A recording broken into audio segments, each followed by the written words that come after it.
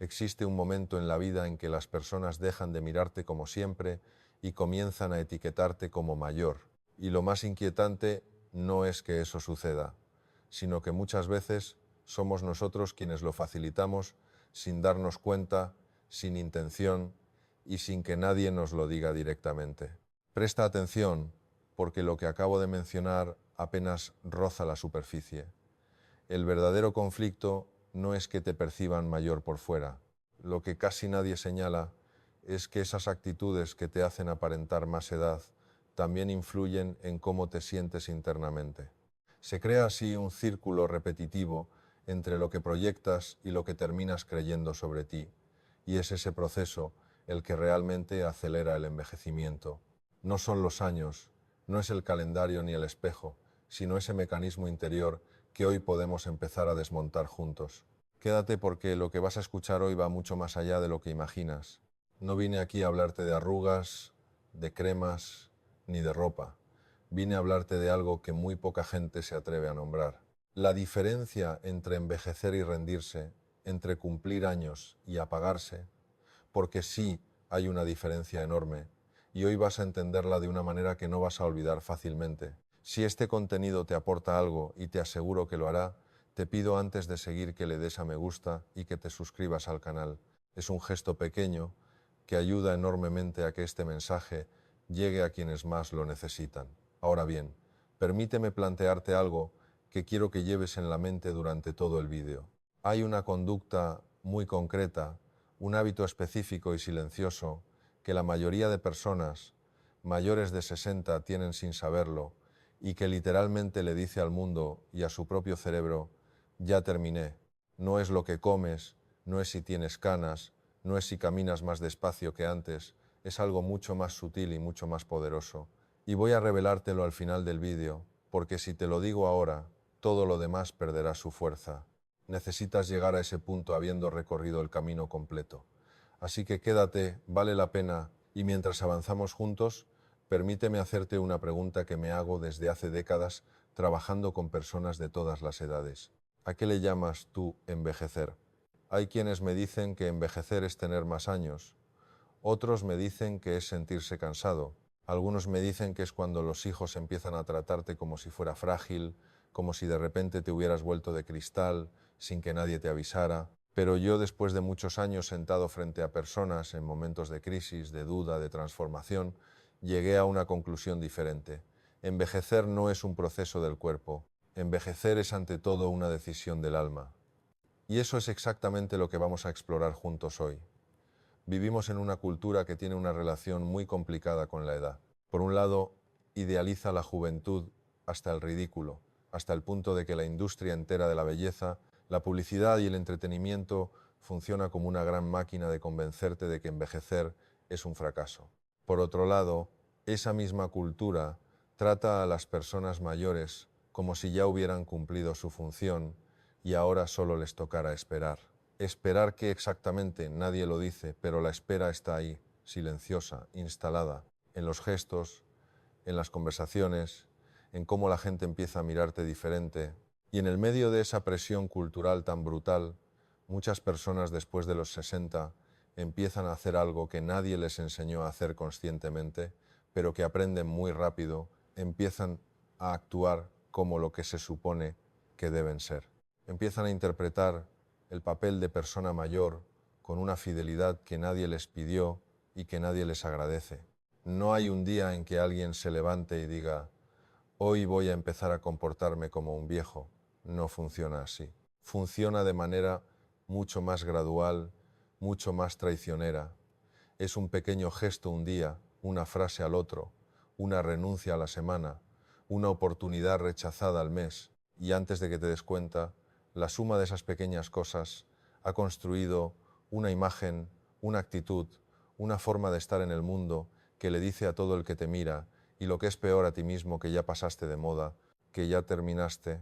Lo que te traigo hoy son 7 señales que, sin que nadie lo diga en voz alta, comunican una vejez que quizás ni siquiera sientes por dentro, pero que proyectas hacia afuera y que en muchos casos terminas creyendo también tú, porque así funciona la mente humana. Al final nos creemos lo que repetimos, nos convertimos en la historia que nos contamos. Vamos a desmontar esa historia juntos y al final, como te prometí, voy a darte algo que lo une todo. Empecemos por algo que parece trivial, pero que es posiblemente la señal más poderosa de todas. Y es la forma en que hablas de ti mismo. Hay personas que después de los 60 empiezan a referirse a sí mismas con una especie de resignación que se disfraza de humildad. Dicen cosas como, bueno, para la edad que tengo no me puedo quejar, o a mis años ya no puedo exigirme tanto, o yo ya soy muy mayor para esas cosas, o esa que me parece especialmente dolorosa si tuviera 20 años menos. Y lo dicen tan naturalmente, tan integrado en su discurso cotidiano que ya ni lo notan, pero el efecto de esas frases es devastador. ¿Por qué? Porque el lenguaje no solo describe la realidad, el lenguaje construye la realidad. Esto no es metáfora poética, esto es neurociencia aplicada, es psicología del lenguaje, es algo que los terapeutas llevamos décadas estudiando y observando con una claridad que a veces espanta. Cuando tú dices, ya soy muy mayor para eso, tu cerebro toma nota, lo archiva, lo convierte en creencia, lo integra en tu identidad. Y la próxima vez que se presente una oportunidad, un desafío, una invitación, un nuevo proyecto, tu mente ya tiene la respuesta lista antes de que termines de pensarlo. No, eso no es para mí. Yo ya soy mayor. Recuerdo una mujer que llegó a mi consulta hace algunos años.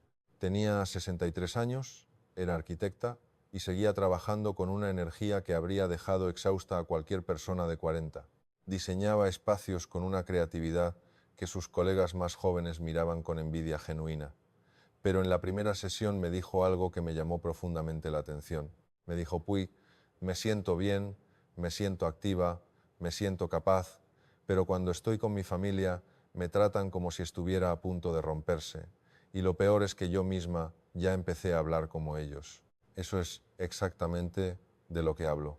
Ella no se sentía vieja, su mente no se sentía vieja, su cuerpo no se sentía viejo, pero había adoptado el lenguaje de la vejez porque era el lenguaje que el entorno esperaba de ella. Y ese lenguaje estaba empezando a colonizar su autopercepción de una manera lenta, pero muy real. Trabajamos durante meses en algo que parece simple, pero que requiere una atención constante. Cambiar el vocabulario, no para mentirte a ti mismo, no para negar la edad, sino para dejar de usarla como argumento de límite, para dejar de ponerla como el techo de lo que eres capaz de hacer, de sentir, de desear. ¿Qué puedes hacer tú con esto? Lo primero es escucharte. Durante una semana entera, presta atención consciente a las frases que usas cuando hablas de ti mismo, no para juzgarte, sino para conocerte. ¿Con qué frecuencia usas tu edad como excusa? ¿Con qué frecuencia te presentas ante los demás como alguien que ya pasó su mejor momento? ¿Con qué frecuencia dices no a cosas usando los años como justificación, cuando en realidad el verdadero motivo es el miedo, la comodidad o simplemente la costumbre? El ejercicio no es fingir que tienes 30 años. El ejercicio consiste en dejar de utilizar la edad como excusa para rendirse, porque cumplir años no es perder, es acumular vivencias, es experiencia refinada, es aprendizaje convertido en sabiduría. Y bien empleada, esa experiencia es una de las mayores fortalezas que puede tener una persona. La próxima vez que estés por decir a mi edad ya no puedo, haz una pausa, respira y pregúntate con sinceridad, ¿realmente es cierto o es solo una frase que he repetido sin cuestionarla? Hay mensajes que el cuerpo transmite incluso cuando la boca calla, y esto aplica por igual a hombres y mujeres. La espalda encorvada, los hombros caídos, la mirada hacia el suelo, el paso arrastrado, los gestos cada vez más reducidos y temerosos. Todo eso envía un único mensaje: renuncia. Y lo más delicado es que no solo lo proyecta hacia los demás, también lo refuerza dentro de ti. Existe una relación bidireccional entre el cuerpo y la mente que la psicología y la neurociencia han documentado con una solidez impresionante. Tu estado mental afecta tu postura, eso lo sabemos todos. Pero lo que es menos conocido es que tu postura también afecta tu estado mental. No es que si te pones derecho, de repente vayas a sentirte maravillosamente bien y todos tus problemas desaparezcan.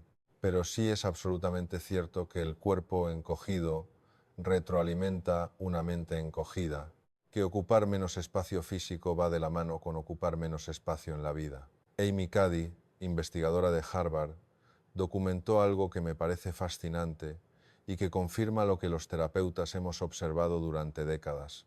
Adoptar posturas de poder, posturas abiertas y expansivas, modifica los niveles hormonales del cuerpo de manera considerable, aumenta la testosterona y disminuye el cortisol, la hormona del estrés.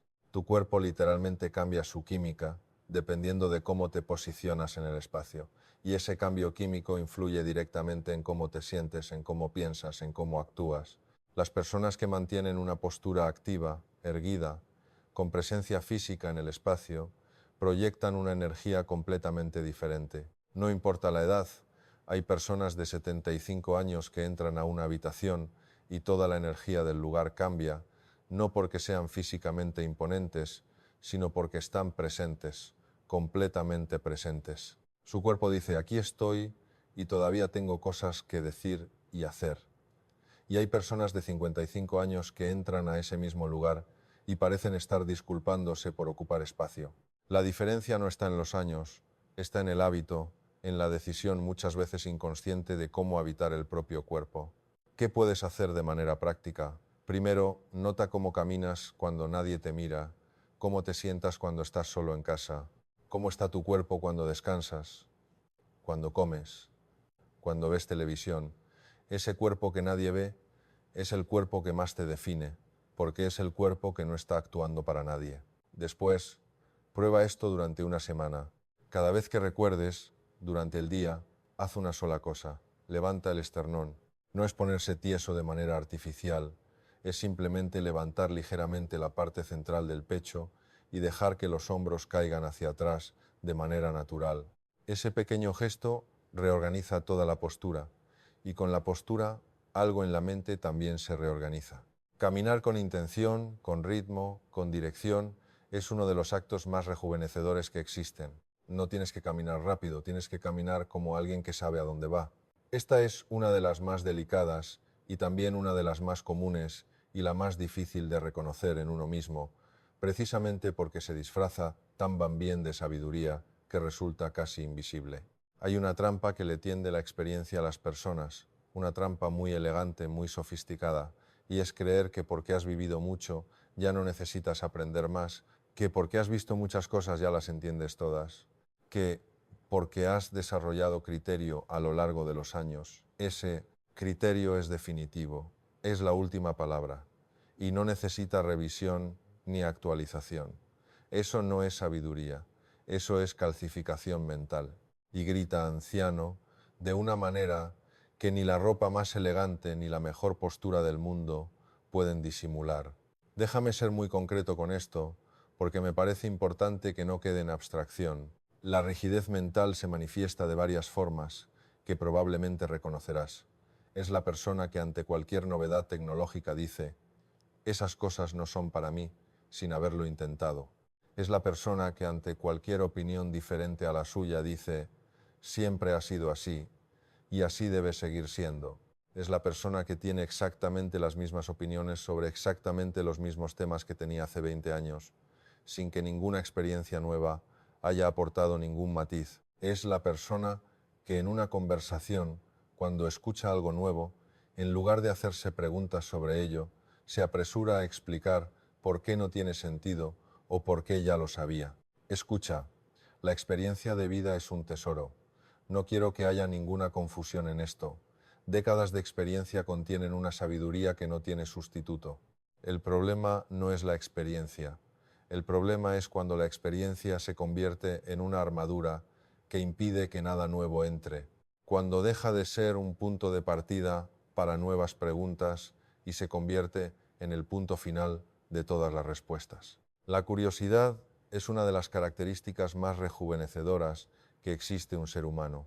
No importa la edad, hay investigaciones fascinantes sobre personas de más de 80 años, con mentes extraordinariamente ágiles, y una de las características que aparece de manera consistente en esas personas es la curiosidad activa, el seguir haciéndose preguntas, el seguir asombrándose, el seguir queriendo entender cosas que todavía no entienden. En consulta me ha pasado muchas veces escuchar esa frase tan reveladora: eso que me estás contando yo ya lo sabía. Y a veces es verdad, claro, pero otras veces lo que hay detrás de esa frase no es conocimiento real, sino defensa. Una coraza que se construyó para no tener que exponerse a la incomodidad de no saber, de no entender, de ser principiante en algo. Y aquí está la paradoja preciosa. Ser principiante en algo después de los 60 es uno de los actos más valientes y más vitales que puedes hacer. Aprender un idioma, aprender a tocar un instrumento, tomar un curso de algo que nunca te interesó antes, leer sobre un tema que siempre habías ignorado, hablar con alguien de una generación completamente distinta a la tuya y hacerlo con la disposición genuina de aprender algo de esa conversación, en lugar de irte con la agenda de enseñarle tú a él. Lo que te pido no es que renuncies a tu experiencia es valiosa y debe honrarse. Lo que te pido es que no la uses como muro, sino como puerta, que sea el punto de partida de nuevas preguntas, no el punto final de todas las respuestas. Quiero que seas muy honesto contigo mismo en este punto, más honesto que ningún otro, porque este es uno de los más difíciles de reconocer y uno de los que más daño hace de manera silenciosa. ¿Cuándo fue la última vez que hablaste de algo que vas a hacer? No de algo que hiciste, no de algo que te pasó, sino de algo que tienes por delante, un plan, una ilusión, una expectativa, algo que todavía no ha ocurrido, pero que estás esperando con genuina anticipación. Si tienes que pensar mucho para responder esa pregunta, este punto es para ti. Hay personas que después de los 60 se instalan en el pasado como si fuera su domicilio permanente, no como visita ocasional, que es completamente humana y hermosa, sino como residencia fija. Hablan de cómo eran las cosas antes, de lo que hacían cuando eran jóvenes y tenían energía, de los tiempos mejores, de lo que el mundo ha perdido, de lo que ellos eran. Y hay algo genuinamente valioso en honrar ese pasado, en reconocer que has vivido cosas que merecen ser recordadas y celebradas. El problema es cuando el pasado se convierte en el único lugar donde te sientes cómodo y el futuro deja de existir como posibilidad real. Trabajé durante un tiempo con un hombre de 67 años que vino a verme porque, según me dijo en nuestra primera sesión, no le encontraba sentido a nada. Esas fueron sus palabras exactas. No estaba deprimido en el sentido clínico, tenía salud razonablemente buena, tenía familia, tenía recursos económicos suficientes, tenía tiempo, pero cada semana, sin excepción, nuestras sesiones terminaban en el mismo lugar, en su época universitaria, en sus años de trabajo en el extranjero, en lo que fue su matrimonio en sus primeros años. El presente para él era simplemente el lugar donde esperaba, un sala de espera sin destino claro, y esa espera sin dirección lo estaba pagando lentamente de una manera que a veces él mismo no podía nombrar, pero que sentía constantemente como un peso en el pecho. Cuando le pregunté qué quería para los próximos 10 años, se quedó en silencio durante lo que pareció mucho tiempo. Luego me dijo: no sé si tengo derecho a querer cosas todavía. Esa frase me llegó profundamente. No sé si tengo derecho a querer cosas todavía. ¿Cuántas personas sienten eso sin decirlo?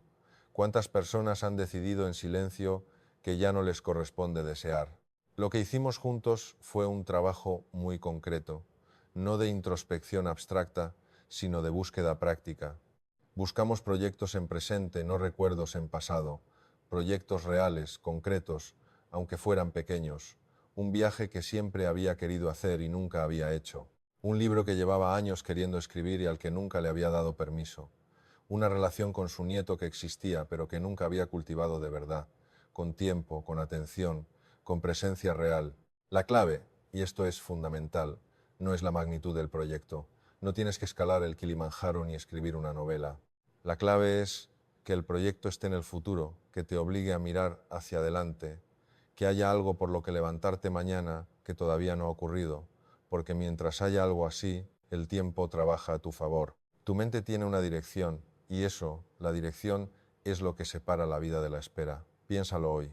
¿Qué tienes tú por delante que todavía te genera algo parecido a la anticipación? Y si la respuesta es que no hay nada, ese es el primer proyecto: encontrar algo, cualquier cosa, del tamaño que sea, pero real, pero tuyo, pero futuro. Este punto es especialmente urgente porque es el que más daño hace y el que menos se ve. Y porque una vez que el círculo social se cierra completamente, abrirlo de nuevo requiere un esfuerzo que mucha gente ya no está dispuesta a hacer. A partir de cierta edad, el círculo social tiende a reducirse de manera natural. Los amigos se van mudando, algunos se enferman, algunos mueren. Los hijos tienen sus propias vidas, sus propios ritmos, sus propias urgencias. Las rutinas profesionales que antes te ponían en contacto con decenas de personas cada día desaparecen con la jubilación, y todo eso es natural, es parte del paisaje de esta etapa de la vida. Pero hay una diferencia enorme, absolutamente fundamental, entre que el círculo se reduzca por circunstancias de la vida y que uno mismo activamente, aunque sin saberlo y sin quererlo, lo vaya cerrando. ¿Cómo se cierra ese círculo desde adentro? Con pequeños gestos que parecen razonables uno por uno. Rechazar una invitación porque ¿para qué voy a salir con tanto frío? Dejar de llamar a los amigos porque ¿para qué voy a molestar? Sentirse incómodo en espacios nuevos, con gente desconocida y optar por no ir, preferir la seguridad del sofá, de lo conocido, de lo predecible, a la incomodidad de una situación social que requiere un esfuerzo, y cada uno de esos gestos por separado parece completamente razonable, pero en conjunto construyen algo muy serio. El ser humano es un ser de vínculo, necesita conexión para funcionar bien, no solo emocionalmente, sino también cognitivamente, también fisiológicamente. El aislamiento social está relacionado con deterioro cognitivo más acelerado, con peor salud cardiovascular, con sistemas inmunológicos más débiles, con menor longevidad. Esto no es intuición terapéutica. Esto está documentado con una solidez científica que me parece importante que conozcas. Un estudio de la Universidad de Harvard que lleva más de 80 años siguiendo a las mismas personas llegó a una conclusión que resumiré así. La calidad de los vínculos sociales es el predictor más potente de salud y felicidad en la vida adulta, más que el dinero, más que el estatus, más que la genética. Lo que más predice que envejecerás bien es la calidad de tus relaciones. El aislamiento que más me preocupa como terapeuta no es el que se impone desde afuera, es el que se construye desde adentro, el que se fabrica con excusas que parecen razonables, pero que en realidad esconden algo más profundo. Miedo a hacer una carga, miedo al rechazo, sensación de que ya no tienes nada interesante que aportar, costumbre de la soledad que se va convirtiendo poco a poco en su propio refugio. ¿Qué hacer? Lo primero es observar el patrón sin juzgarlo. ¿Cuántas veces en el último mes has dicho que no a una oportunidad de conexión social? ¿Cuántas veces has postergado una llamada, una visita, un mensaje? Hay personas con las que antes tenías contacto frecuente y a las que hace meses que no buscas. Lo segundo es una sola acción concreta esta semana, un solo vínculo, una llamada que has postergado, un mensaje a alguien que hace tiempo no buscas, una salida que llevas semanas rechazando. No tienes que reconstruir toda tu vida social de golpe. Los cambios grandes se hacen con movimientos pequeños y consistentes.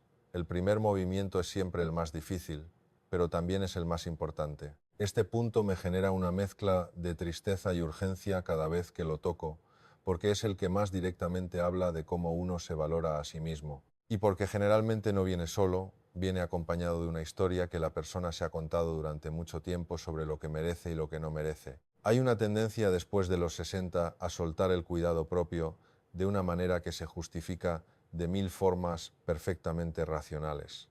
¿Para qué voy a arreglar si no salgo a ningún lado? ¿Para qué me he visto bien si total nadie me ve? ¿Para qué cuido lo que como si a esta edad ya da igual? ¿Para qué hago ejercicios si el cuerpo ya no responde como antes? ¿Para qué me arreglo el pelo si ya no tengo que impresionar a nadie? Cada una de esas frases tiene una lógica aparente que la hace difícil de refutar, pero debajo de esa lógica hay una creencia que es la que me preocupa profundamente. La creencia de que ya no mereces esfuerzo. La creencia de que el cuidado de uno mismo es algo que se hacía antes, cuando había razones más visibles y más socialmente reconocidas para hacerlo, cuando había que impresionar, cuando había que competir, cuando había que presentarse ante el mundo de cierta manera. Y eso es profundamente falso. El cuidado de uno mismo no es vanidad, no es superficialidad, no es para los demás. El cuidado de uno mismo es un acto de autorrespeto, es decirte a ti mismo cada día que sigues importando, que tu cuerpo merece atención, que tu presencia en el mundo, aunque nadie la esté evaluando, sigue teniendo valor. Esto aplica igualmente a hombres y a mujeres.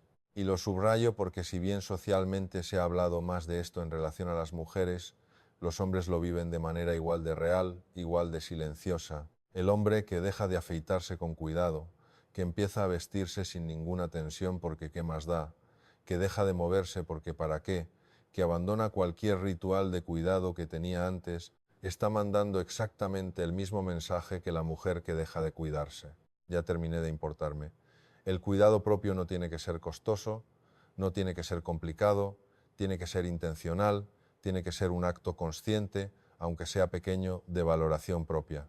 Ducharte con atención en lugar de como trámite. Vestirte pensando en cómo quieres presentarte ante el mundo y ante ti mismo. Comer pensando en alimentar algo que vale la pena alimentar. Mover el cuerpo, porque ese cuerpo todavía te lleva a lugares, todavía te permite experiencias, todavía es el único hogar que tienes y que tendrás siempre. Llegamos al séptimo punto, y este es uno que quiero que escuches con mucha paciencia, porque puede generar resistencia, porque todos en algún momento hemos sido culpables de esto, y porque reconocerlo requiere una honestidad que no siempre es cómoda. La queja crónica es uno de los signos más visibles y más socialmente reconocidos de la vejez.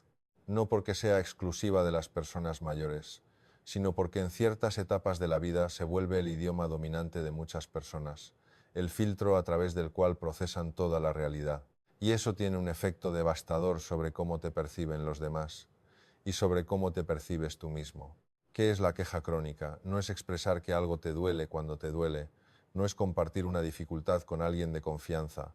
Eso es sano, eso es necesario, eso es parte de la conexión humana. La queja crónica es otra cosa, es el patrón de ver el problema en cada situación, de comenzar cada conversación con lo que va mal, de responder cómo estás, con una lista de dolencias físicas, preocupaciones y disgustos, de relacionarse con el mundo, principalmente a través de lo que no funciona, lo que antes era mejor, lo que ya no es como debería ser. Y esto es especialmente importante porque la queja tiene una característica muy peligrosa.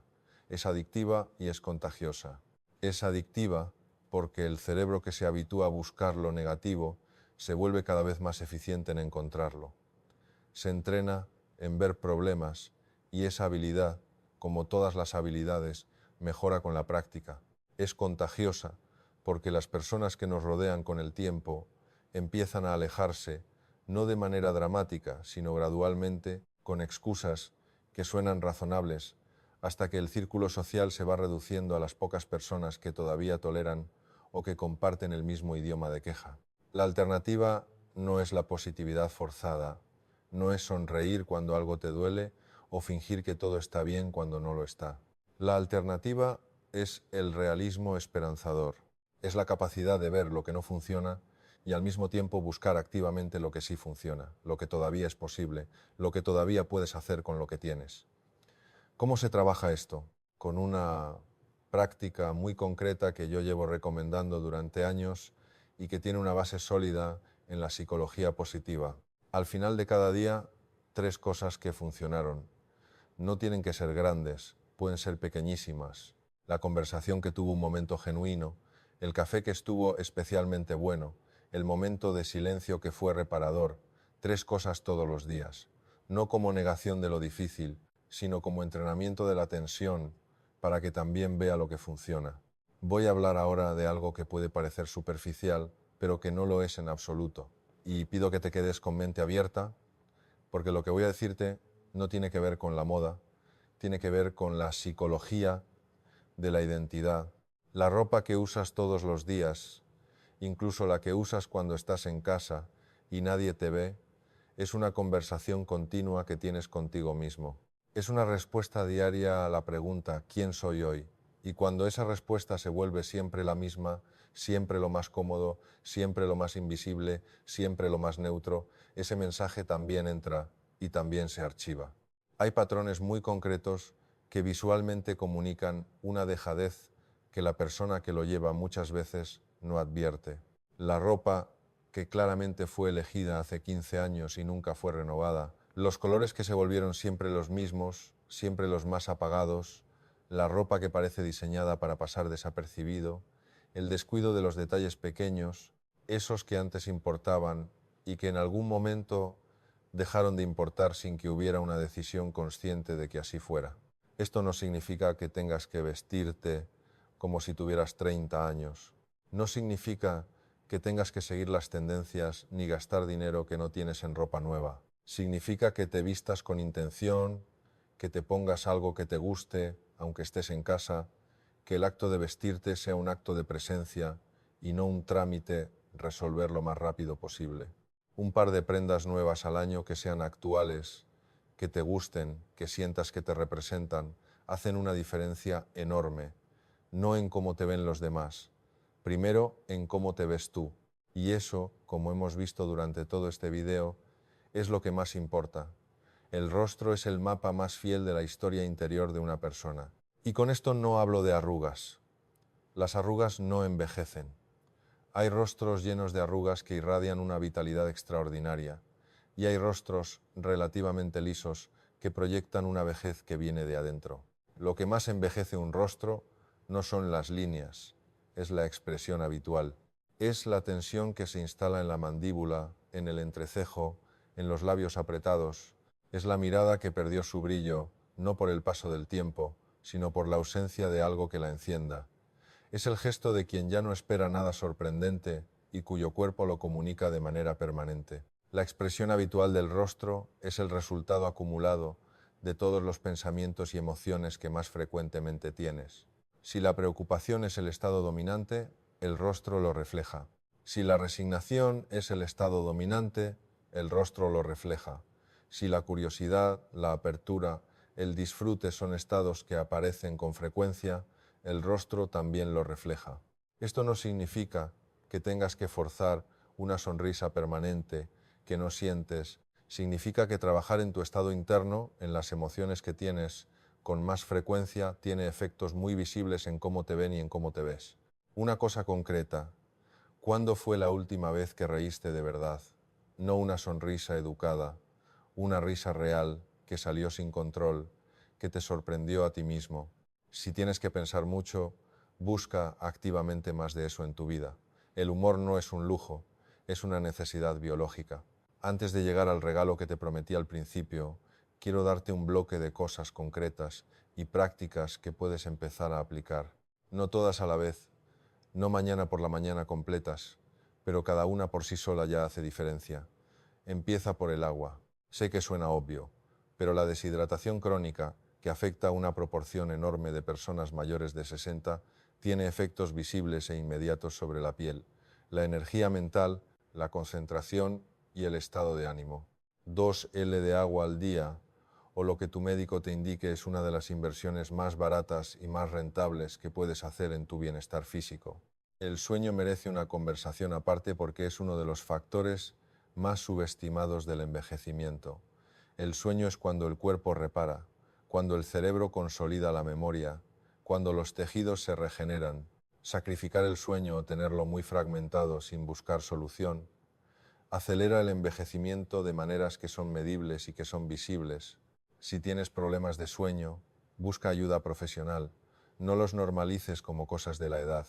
Mueve el cuerpo todos los días. No tienes que correr un maratón, no tienes que ir al gimnasio 5 días a la semana, pero sí tienes que moverte todos los días de manera intencionada. Caminar es una de las formas de movimiento más completas y más accesibles que existen. 30 minutos de caminata diaria tienen efectos documentados sobre la cognición, el estado de ánimo, la salud cardiovascular y la vitalidad general. Y hay algo en el acto de caminar hacia algún lugar, aunque sea un lugar pequeño y cotidiano, que tiene un efecto psicológico muy real sobre la sensación de propósito. La hidratación de la piel, tanto desde adentro con el agua como desde afuera, con una crema de buena calidad, hace una diferencia visible en el aspecto del rostro. No tienes que gastar fortunas, tienes que ser consistente. La constancia vale infinitamente más que el producto más caro del mercado. Revisa tu corte de pelo. El corte de pelo es una de las cosas que más fácilmente pueden actualizarse o que pueden quedarse atrapadas en el tiempo. Un buen corte de pelo adaptado a cómo eres ahora y no a como eras hace 15 años. Rejuvenece de una manera que cualquier persona puede ver y la persona que más lo nota eres tú mismo cada mañana cuando te miras al espejo. Los colores que usas tienen un efecto directo sobre cómo luce tu rostro. Los tonos que complementan tu tono de piel actual, que puede haber cambiado con el tiempo, te hacen parecer más vital y más descansado. Los colores muy apagados o que contrastaban bien con una piel más joven pueden ahora restar luz al rostro. Vale la pena experimentar, aunque sea con un pañuelo, con una camisa, con un complemento. El cuidado de los dientes y de la boca en general es uno de los factores que más envejece cuando se descuida y que más rejuvenece cuando se cuida. Una sonrisa cuidada, unos dientes limpios y en buen estado son una inversión en vitalidad que tiene retorno inmediato. Las personas que sonríen poco, sea por inseguridad con sus dientes o por cualquier otra razón, proyectan una seriedad que el mundo a menudo lee como vejez. La postura de la que ya hablamos merece aquí una mención práctica adicional. El yoga, el pilates, el tai chi, la natación, son actividades que trabajan específicamente la flexibilidad, el equilibrio y la conciencia corporal. Cualquiera de ellas, practicada con regularidad y adaptada a tus condiciones físicas, transforma la manera en que habitas tu cuerpo. Y finalmente, algo que parece menor, pero que no lo es, los accesorios. Un reloj bonito, unos pendientes elegantes, un cinturón bien cuidado, un bolso de buena calidad, aunque no sea caro.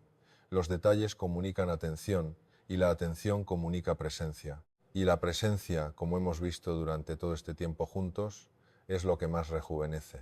¿Recuerdas que al inicio del video te dije que había algo que iba a guardarte para el final? Llegó el momento, y te pido que escuches esto con toda la atención que puedas, porque es la síntesis de todo lo que hemos explorado hoy. Durante este tiempo hablamos de 7 cosas que proyectan vejez sin que uno lo note, el lenguaje que usamos sobre nosotros mismos, la postura y la presencia física, la rigidez mental disfrazada de sabiduría, la instalación en el pasado como único territorio, el aislamiento que se construye desde adentro, el abandono del cuidado propio, la queja como idioma principal y 2 puntos complementarios sobre lo que te pones y lo que proyecta tu rostro. Pero todas esas cosas tienen una raíz común, una sola, y cuando la ves, cuando la identificas con claridad, todo lo demás empieza a tener sentido de una manera diferente. Esa raíz se llama la narrativa de identidad. La narrativa de identidad es la historia que te cuentas sobre quién eres, no la que cuentas en voz alta cuando te presentas a alguien. La historia interior, la que funciona en silencio, la que se repite sin que la escuches conscientemente.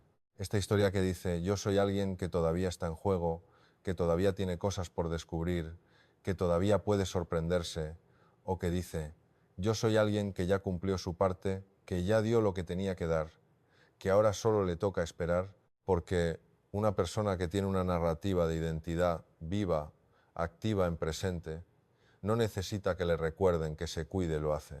No necesita que le recuerden que se conecte con otros. Lo busca naturalmente. No necesita que le recuerden que aprenda cosas nuevas. Le genera curiosidad genuina. No necesita que le recuerden que mire hacia el futuro. Lo hace porque en su historia interna todavía hay capítulos por escribir.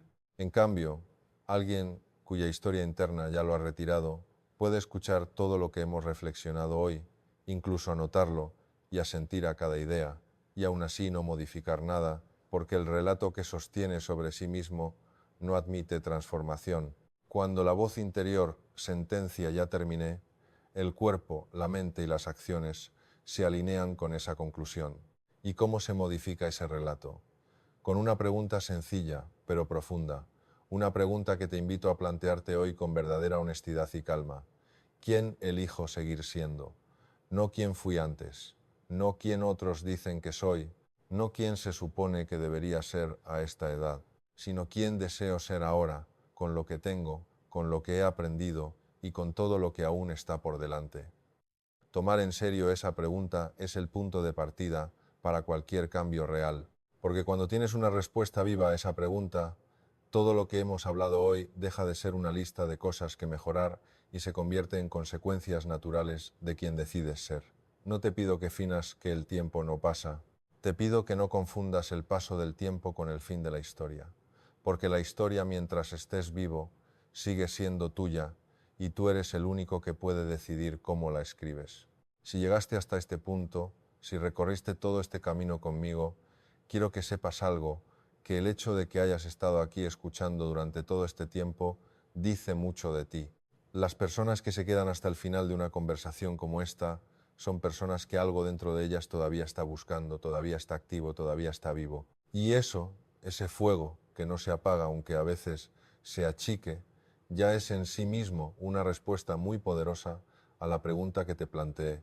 Lo que hemos explorado juntos hoy no es una lista de defectos ni una crítica a nadie, es un mapa. Un mapa que señala los lugares donde muchas personas sin quererlo y sin saberlo van dejando pedazos de sí mismas. Y como todo mapa, su valor no está en mirarlo, sino en usarlo para moverse. La información que no se convierte en acción es solo entretenimiento. Y tú viniste aquí por algo más que eso. No tienes que cambiar todo a la vez. El cerebro humano no funciona bien con los cambios enormes y bruscos. Funciona muy bien con los cambios pequeños y consistentes que se acumulan con el tiempo hasta volverse irreconocibles. Lo que sí te pido, lo que genuinamente espero que te lleves de aquí, es una sola cosa que estés dispuesto a hacer distinto esta semana. Solo una. Puede ser la forma en que hablas de ti mismo. Puede ser el momento en que te levantes del sofá para hacer una caminata que llevas semanas postergando. Puede ser una llamada a alguien con quien perdiste contacto. Puede ser ponerte algo que te guste de verdad, aunque no vayas a ningún lugar especial. Puede serte hoy la pregunta que te dejé. ¿Quién quiero seguir siendo? Una sola cosa esta semana y la próxima otra. Y así de manera acumulativa, silenciosa y poderosa, la historia que te cuentas sobre ti mismo empieza a cambiar. Y cuando esa historia cambia, todo cambia con ella. Y ahora, antes de que te vayas, necesito pedirte algo que es genuinamente importante. No como fórmula, no como protocolo, sino porque creo de verdad en lo que te voy a decir. Si en algún momento de este video algo te removió por dentro, si alguna frase te hizo pensar en alguien que quieres o en ti mismo, si algo de lo que escuchaste hoy te aportó una perspectiva que no tenías, entonces este contenido cumplió su propósito y ese propósito merece seguir existiendo y seguir llegando a más personas. Por eso te pido 3 cosas muy concretas.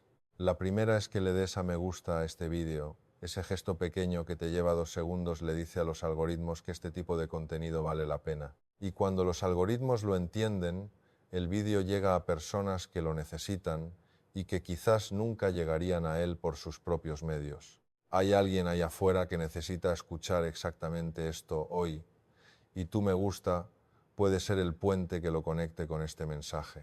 La segunda es que te suscribas al canal si todavía no lo has hecho, porque aquí seguimos hablando de las cosas que de verdad importan, sin rodeos, sin edulcorantes, con la honestidad que caracteriza este espacio. Y no me refiero solo a temas relacionados con la edad, me refiero a todo aquello que tiene que ver con vivir de manera más plena, más consciente y más tuya. Y la tercera cosa es la que más me interesa, la que más valor tiene para mí y para esta comunidad. Déjame un comentario, no tiene que ser largo, puede ser una sola frase. ¿Cuál de los puntos de los que hablamos hoy te resonó más? ¿Hubo algo que te sorprendió? ¿Hay algo que ya sabes que vas a ser diferente después de escuchar esto? Escríbelo.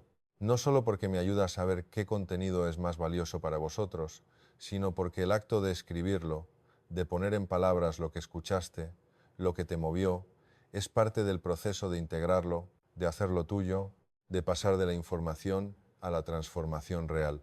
Si hay alguien cercano, un amigo, un familiar, alguien a quien aprecias y sientes que estas palabras podrían aportarle algo valioso, compártelas. En ocasiones, el mejor obsequio que podemos ofrecer es abrir la puerta a una reflexión que esa persona aún no sabía que necesitaba. Y muchas veces llega exactamente en el momento oportuno. Gracias por permanecer hasta el final, por escuchar y por mantener viva tu búsqueda. Cuídate mucho y no olvides que la historia sigue siendo tuya, y lo más poderoso que puedes hacer es continuar escribiéndola cada día.